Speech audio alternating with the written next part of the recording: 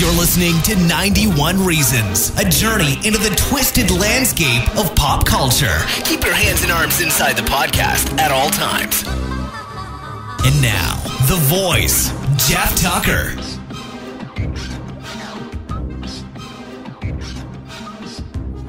As far back as I can remember, I always wanted to be a collector.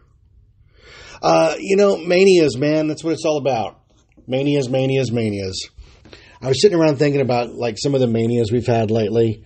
People collecting weird stuff. Like, I was around for Pogs, and that might be the most bizarre fad mania I can think of, because I remember hearing about them. They were out of Hawaii, and then Knott's had this big promotion, summer 1994. I had just started, and they had this huge blitz. They had the Pog Federation here, and they gave you Pogs when you came to the gate. And it was so popular, they extended it all summer with more and more Pog sets. They sold Pogs, and when you finally see them, you go, oh, they're cardboard circles. They're cardboard circles that kids have made into a game. Now, they were originally the top of milk bottles in Hawaii, Pog brand milk bottles, or whatever beverage was in the bottle. And the kids collected them because they had designs on them, and you could play a game that was almost like gambling where the winner got to keep them. And that's the first, that's the biggest one I can think of. There have been plenty of manias since then, but they're always centered around one single item like Tickle Me Elmo or Furby or that sort of thing. But Pogs was the one where, because it was a cardboard circle, everybody got in on the action for Pogs, because you couldn't copyright a cardboard circle. You could copyright the name Pog, but not the idea of a cardboard circle. So we had Pogs, Keenies, Slammers, Magic Tops. There were every branded one. Spawn. I collected Star Wars. They took all the Star Wars cards from Tops, the 90s versions, and turned them into cardboard circles, and I bought them. I had tons of Pogs, just because you always got to have something to collect.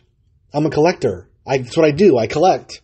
So I was like, I'm going to go back in time and try to talk about some of the other manias that has overtaken me. Like, I tried to think, what was the first mania? And that's easy. I was 6 years old. Star Wars was everything. And though there were no toys, remember, there were no toys originally for Star Wars. That would come a year later.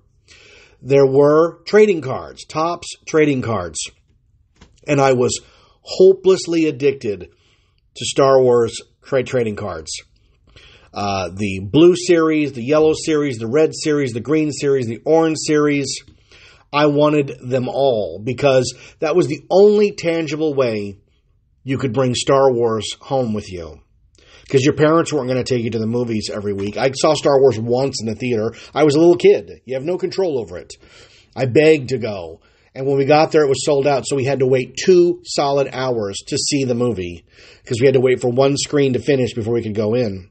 So Star Wars cards were it. Now, my mother, she seized upon this and spun it. So I got Star Wars cards every Sunday. If I went to church with her, I could, after church, we would go to either 7-Eleven. There was a 7-Eleven right there on, is Excelsior? No, it's San Antonio. Whatever street the church is on.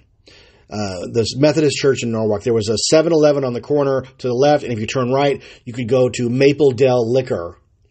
And we went to both. I think we went to the liquor store more. I'm not sure why.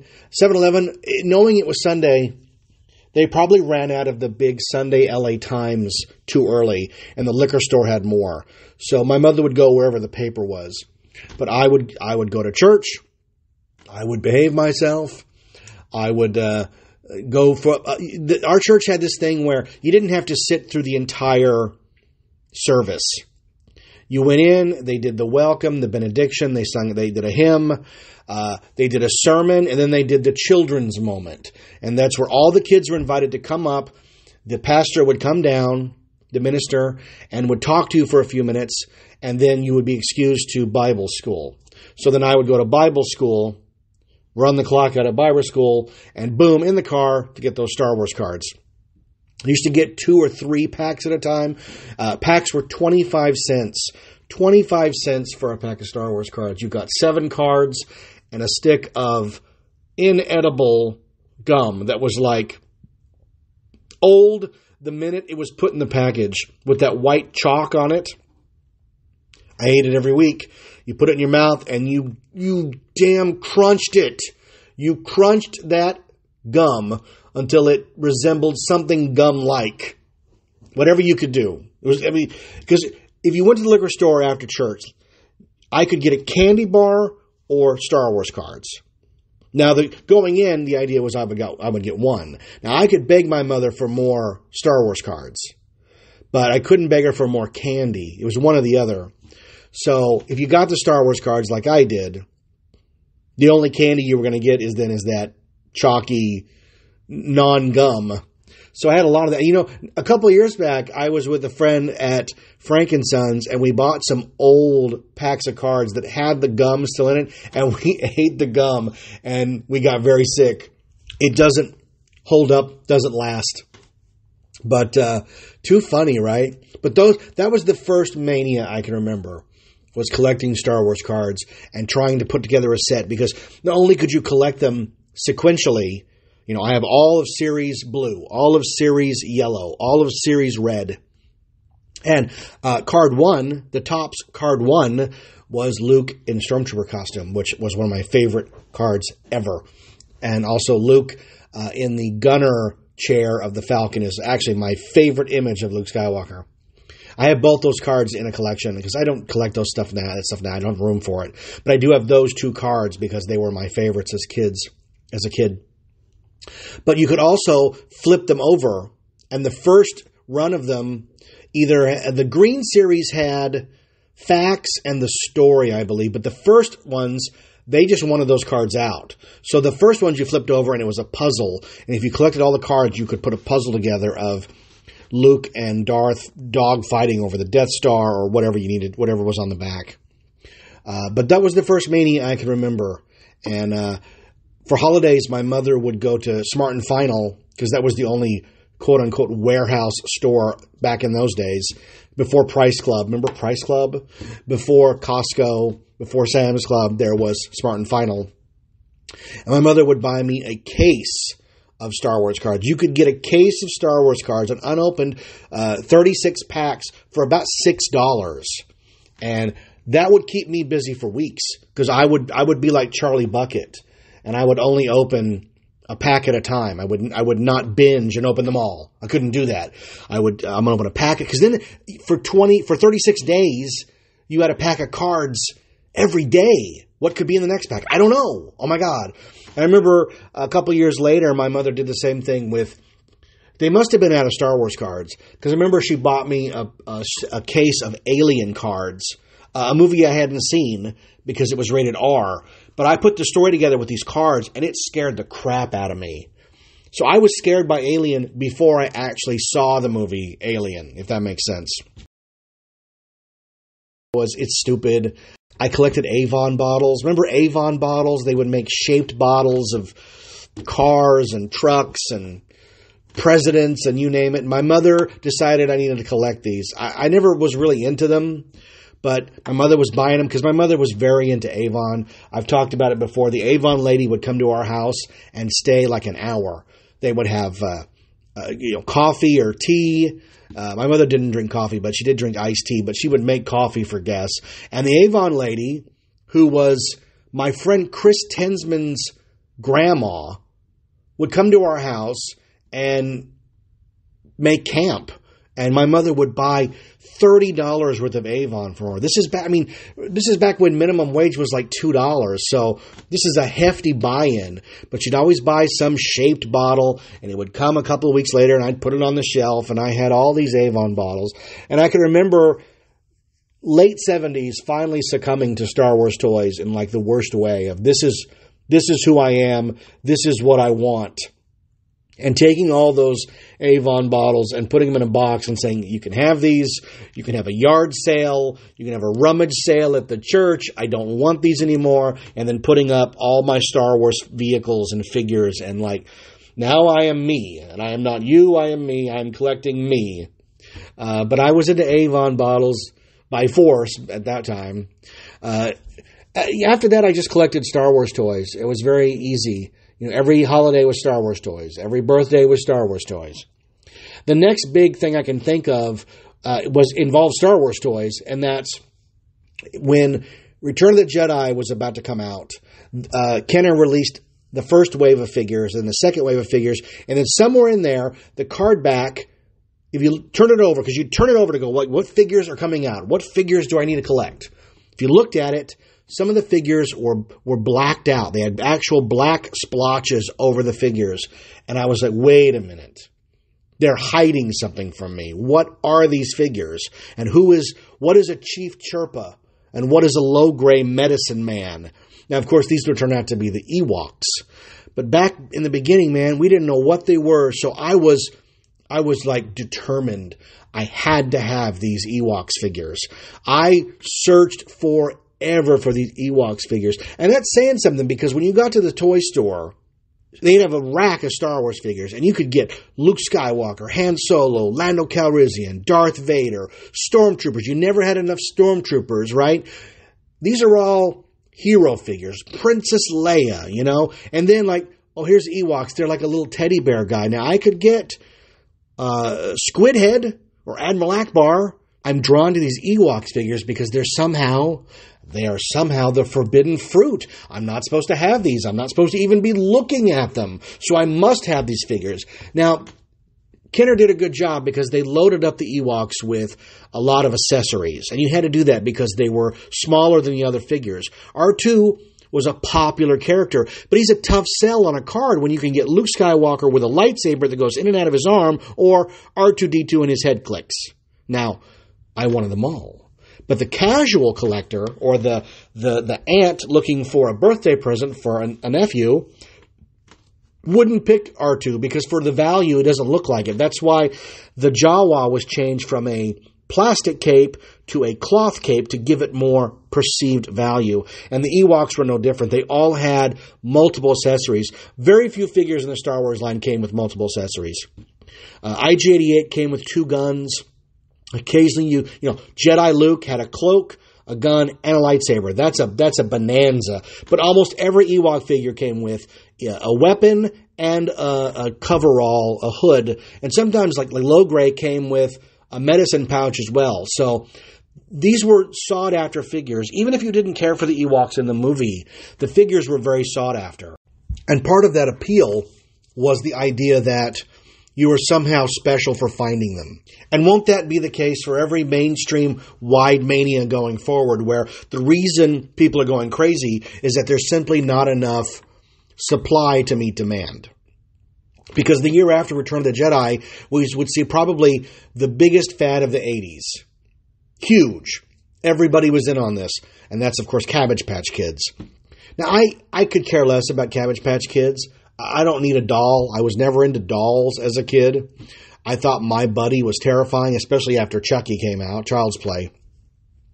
But everybody wanted Cabbage Patch Kids because they were on the news every day. These are impossible to find. There's been a riot at the store for Cabbage Patch Kids. And my mother, oh my God, my mother wanted a Cabbage Patch Kid more than anything. So, by extension, my sister and I were like, well, we have to find the Cabbage Patch Kid. So we would, anytime we went to Zodi's or Best Products or Sears, we would race to the toy department to see if they had any Cabbage Patch Kids so that my mother could get one. My mother finally got one off the black market. Like somebody she knew who knew got one, and it made the way down. I think she paid double retail for this darn thing, but she was so happy to have it. And that's something that's hard to predict. A mania like that is hard to create. It has to just sort of happen, this perfect storm of this product that's different in a way. And in Cabbage Patch Kids, it was, well, you're not buying the doll, you're adopting the doll. And that was such a huge marketing selling point. And we've had a few modern day items like that, but nothing with the fervor of Cabbage Patch. Go on YouTube and look up Cabbage Patch riots, and you'll see stores where grown women are punching each other in the face and screaming to get these dolls and running off, and they're so happy to get the dolls. So we finally got my mother the Cabbage Patch Kid, and life went normal. And then 84 is the beginning of... 84 was the first year I went to a convention. I went to the World Sci-Fi Con in Anaheim in 1984 because that was the first place worldwide that you could watch Star Wars, Empire, and Jedi back to back. They had a screening of all three starting at midnight. It was a big deal. It was advertised in Starlog magazine, and I told my mother, like, we have to go to this. I have to go to this. And that began a lifelong obsession with going to conventions and the fun times that we had. And more importantly, free con swag. Stuff that the studios will give you for free. And the biggest one in the 80s was movie promo buttons.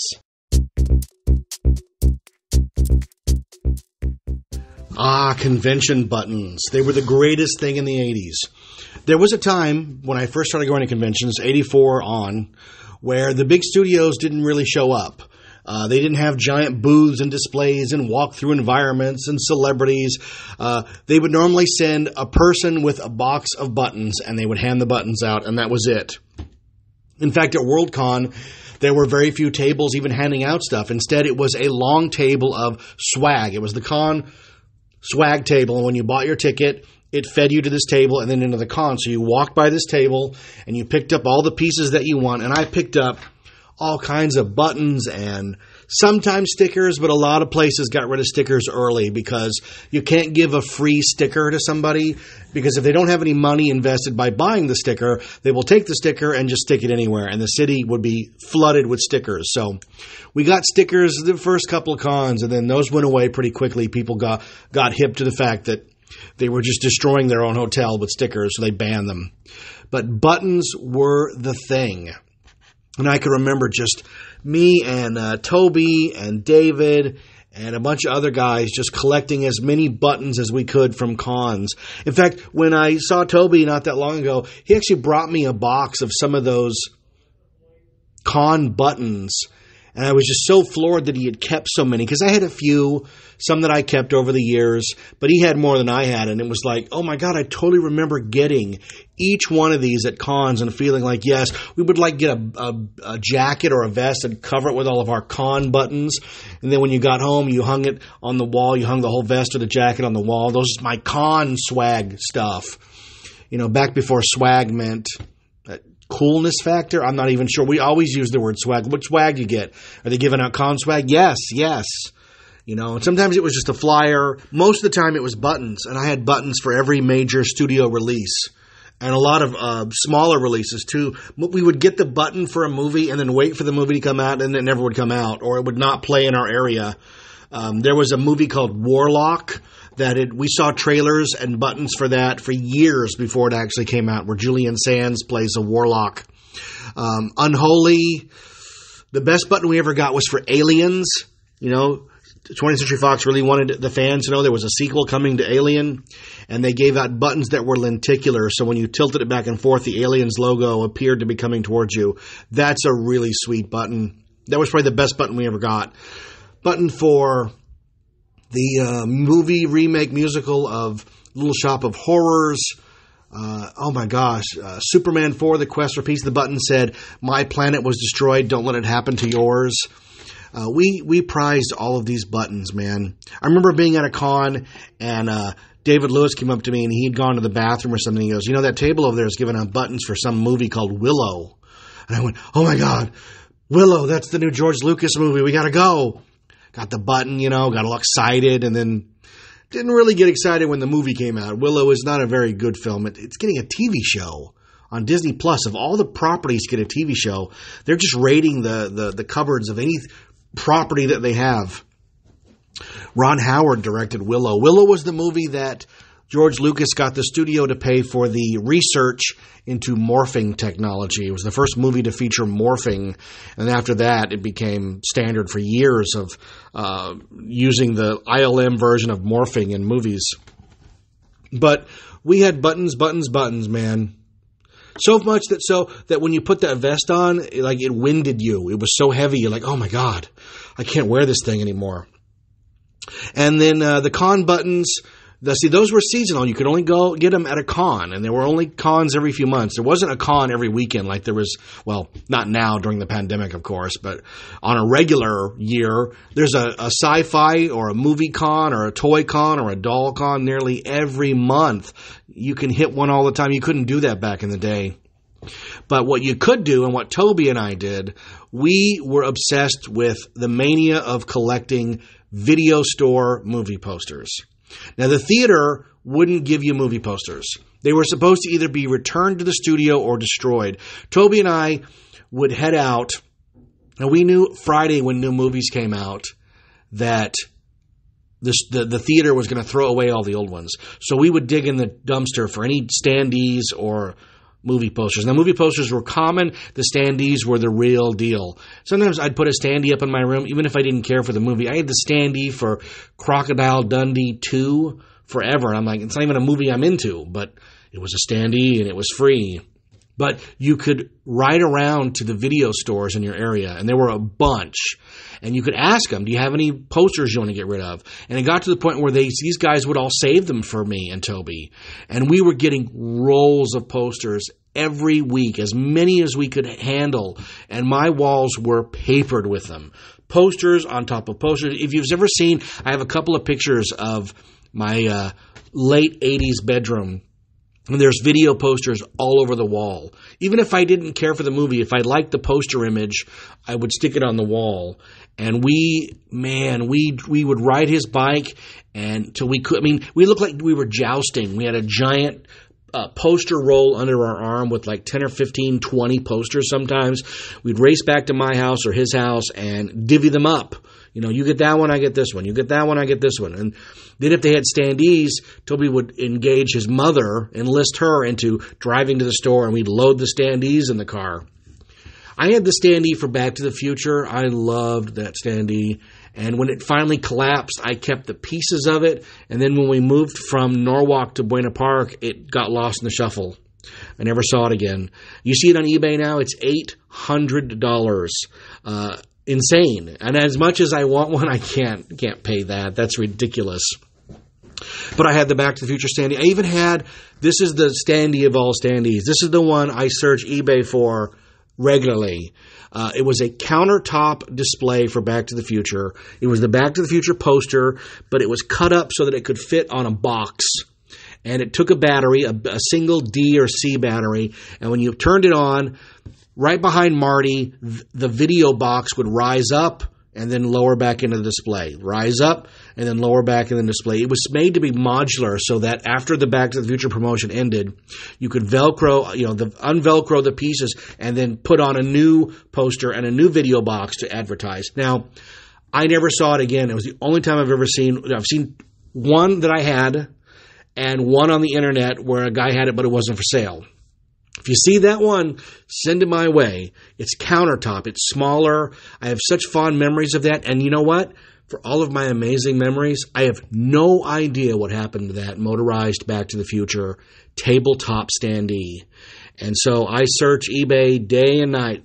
I like to do eBay searches in the early morning, like 1, 2 in the morning, because sometimes you get stuff that's people have listed wrong or they haven't paid attention, or it's closing at a time nobody's up, and you can maybe get a good deal, because there's no good deals to be had on eBay. Unless it's listed erroneously, there's no good deals on eBay. Everything is top dollar these days.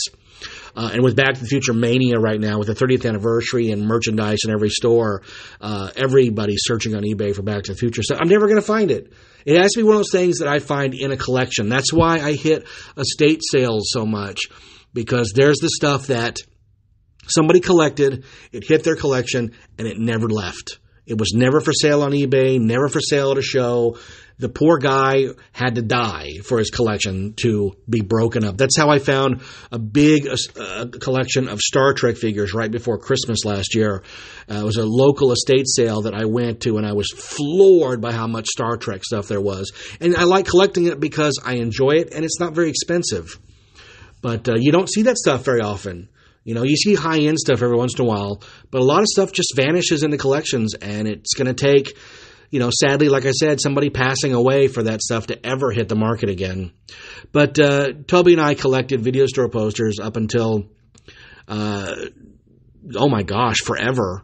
I remember getting stuff in the mid-'90s even. I would go into video stores and go, hey, can we make a deal for that? Can I get that? That's a passion that's never left. My kids know me. If there's somebody selling any kind of movie posters or pop culture posters, I just make a deal for all of them. I don't even look through them. I just go, I see a couple of posters. How much you want for all of them? Done. I'll buy them all. I'll buy Magnum P.I., the A-Team, Heather Thomas, Heather Locklear, Madonna, Cyndi Lauper, Prince. I'll buy them all. Doesn't matter. How much you want for them?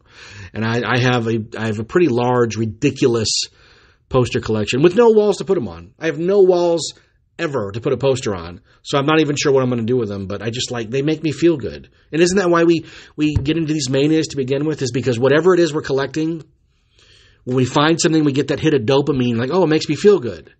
And that's why we do it. It either makes you feel good in the moment or reminds you of a better time in your life or some connection to something. Boom. And that's why we do it. Moving into the 90s, I started collecting random Star Wars items because there wasn't a lot to collect. There was no Star Wars at all. When the Timothy Zahn books came out, Star Wars interest grew back, and the first items to come out were bendable figures, bendies from Just Toys. I remember seeing those and going, oh my God, that's pretty darn cool. Those are new Star Wars items. And I collected all of those stupid bendies. They were $2.99. And they had big box sets with coins and collector cards, and I bought them all because there was nothing to collect. Nothing to collect Star Wars. That was it. And that gave way to some applause items that came out, and then Topps came out with Star Wars magazine, and then, of course, the stupid Pogs, which I still have somewhere in a box, little plastic slammers that are they look like early 3D printing, and they're not very well done at all. You sort of have to squint to see who's on the slammer. But I did all that, and that sort of morphed into just a love of collecting action figures. And action figures became, and still is, my main collection. I have action figures everywhere. In later life, I've started to collect all the oddball toy lines that I never had as a kid. I have all of the Love Boat. I'm 2 away from all of the MASH 4077 figures. I just recently managed to get the rare Klinger in Dress variation, which is the rarest figure of the set. And I'm having trouble finding a good price on Hot Lips Houlihan, but I'm holding out faith that I will find her. But I started collecting these closed-off toy lines. What I mean by that is, the Star Trek figures from Playmates came out, and they were every few months another wave. Another wave, another wave, another wave. But Kenner had stumbled onto this idea that they don't have to be giant toy lines. They can just be simple action figure lines with a couple of vehicles. So they started buying up movie properties. And the first one was probably Robin Hood, Prince of Thieves. Now, Batman's a different animal because Batman, they just kept churning them out. Every color Batman you could imagine. White Batman, yellow Batman, red Batman, orange parachute Batman, you name it. But some of the movie lines were finite. This is all they're going to make. And the first one was Robin Hood, Prince of Thieves. I remember seeing these in the store and these are cool because they look like Star Wars figures. They're bigger. They're actually repainted Superpowers figures, but they're on photo card backs with the actor. You can see Kevin Costner. You can see Morgan Freeman. You can see Christian Slater. And I was a big Christian Slater fan because of Heather's. And I'm like, well, you can get a figure of him now. Well, that's cool. And it's pictures on it. And Friar Tuck, and if you open Friar Tuck, you realize he's a Gamorrean guard from Star Wars. So I collected the Robin Hood, Prince of Thieves line. Now, to my detriment, I never collected the Sherwood Forest playset, which I knew was just the Ewok Village repainted. And since I had an Ewok Village, why should I buy that? Well, the Robin Hood one is better because it's the same playset as the Ewok Village, but it has leaf canopies, which makes it look 10 times better. And out of all of the Robin Hood collectibles, they've all become pretty affordable except the darn Village that is so expensive. The Sherwood Forest hideout playset is above my means. After that, there was a steady line of Kenner ones. Now, I did collect Jurassic Park because I liked the movie, and I collected the ones that looked like the movie. Like I had the truck that they ride in the movie, I had the Jeep that they ride in the movie, and then Alan Grant and Ian Malcolm and all those figures. They continued that line quite a bit, and I sort of gave up after a while because they're not making movie figures, and I'm only into the ones that look like the ones in the movie, not these crazy repaints. But that begat a whole slew of movie lines. I remember the first one being Mattel's Last Action Hero line. I really liked that line of toys. They were bigger. They were more expensive. When the average action figure was $4, Last Action Heroes were nearly $10 at KB. They were not cheap. And because Arnold Schwarzenegger insisted on no guns, the figures all had weird, they had dynamite, they had handcuffs, but they didn't have guns. I collected all that line, finally getting the rarest figure in the line, which is Evil Eye Benedict, the villain. He only shipped in certain markets. You actually had, around here, you could only get him at the Mattel shop, which was at the end of It's a Small World. Because that store used to be a strictly Mattel store that sold Barbies and Hot Wheels and Mattel toys, and they had a small display of Last Action Hero toys. And Evil Eye Benedict was like $12, but it's like, oh, that's the one I need. And eventually, KB Toys would buy up the remaining stock. They would make them 2 for $10, and there were pegs of Evil Eye Benedict. But with the height of collecting that line, I had to schlep all the way to Disneyland to get it. The line that I love, and I actually still have a few figures of today, is The Shadow, the Alec Baldwin movie, directed by Russell Mulcahy, I believe. This was supposed to be a Zemeckis project. I remember reading in Starlog for years that Zemeckis wanted to do a big screen version of The Shadow. So when it finally hit theaters, I was shocked it was not directed by Zemeckis. But The Shadow is a pretty darn good movie. It is a lot like Doctor Strange. It is about going to the Orient and learning mysticism and using magic to make people see things that aren't there. It's very much like Doctor Strange. Didn't get a lot of love when it came out, but it did get a full toy line. And I remember going and getting all the figures, all 3 vehicles. They had the taxi cab, the Shadow Magnum car, and a motorcycle. And they even had one of those vinyl action figure holders, you know, that you could stick all your figures in. And I remember that's a great collection, and I'm slowly putting that together. It's not that they're real expensive. You always do get schnooked on the shipping on these figures, but you can put together a Shadow full line, not that expensive. And I even had the mail-away Shadow ring, and I think I still have one. It's a little plastic ring with a hologram sticker on it. But I really like the Shadow line. It was another, like, I'm an adult, I'm making money, I can buy what I want. I want to buy these. And that begat another movie line, and that's Waterworld. Waterworld was another Kenner line. It followed the same aesthetic as the Shadow line, you know, large figures on a card back, nice movie art, no photos. The Shadow didn't have photos either. They just had art.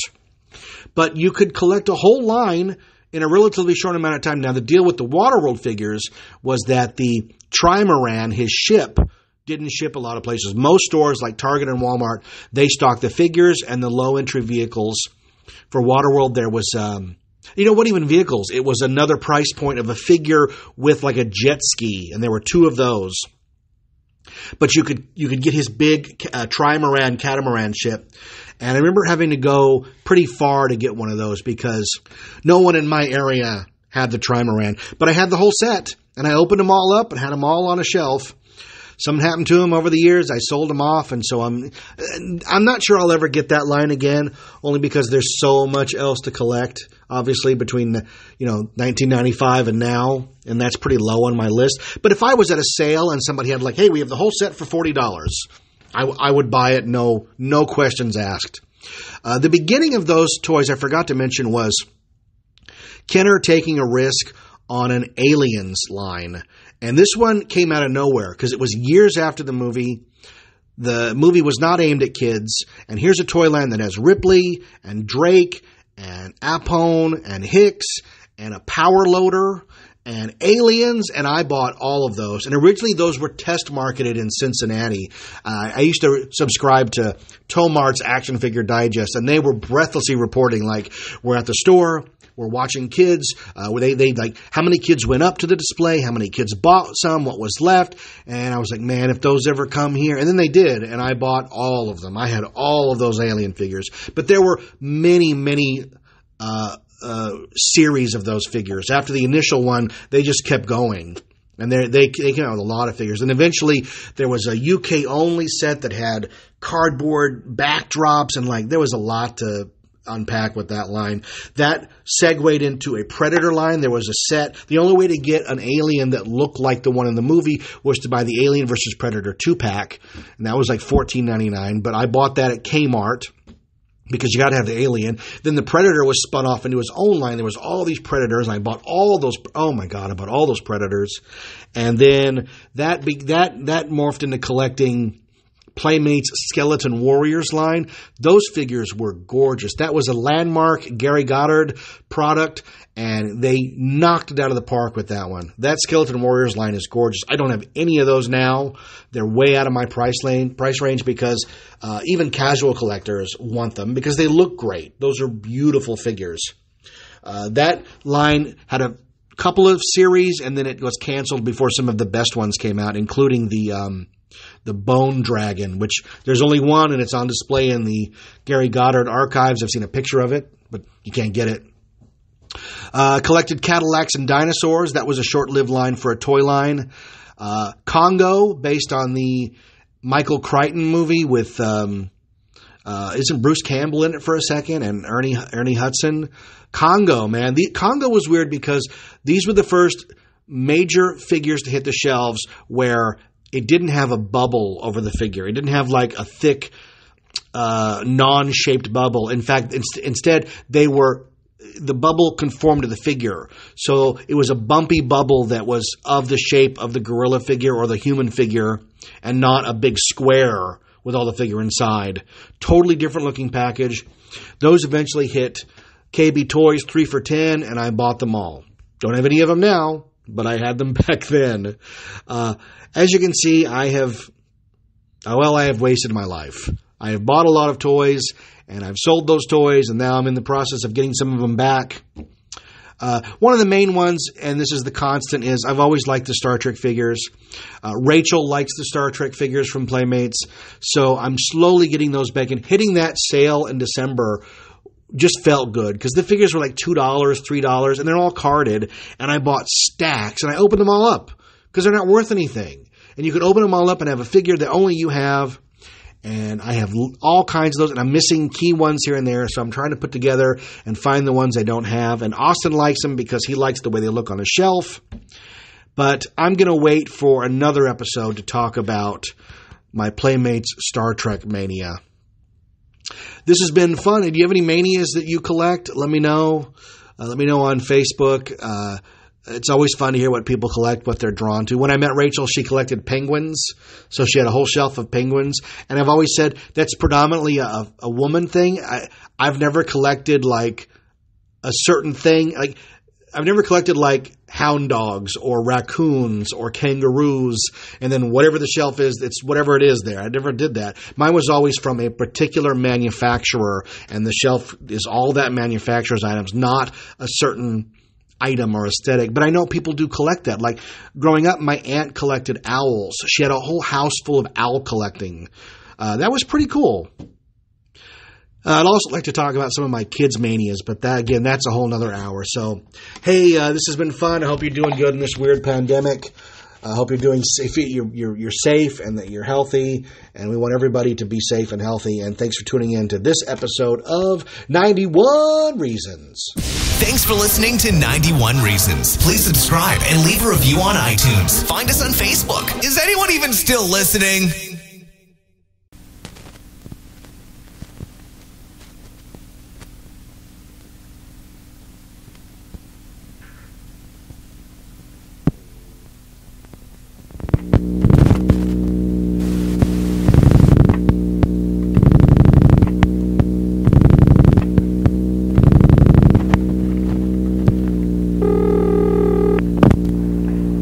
The Harold Examiner dealer. If you are a carrier, leave your name and route number and tell me what you need.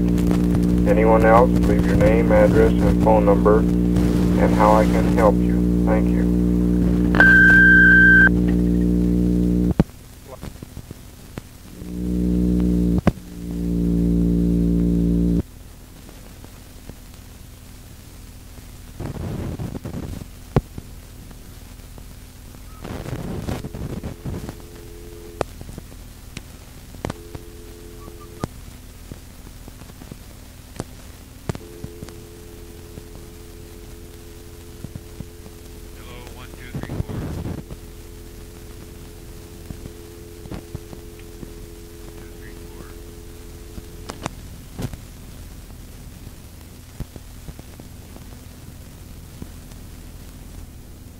Are you, Alice, menstruating right now?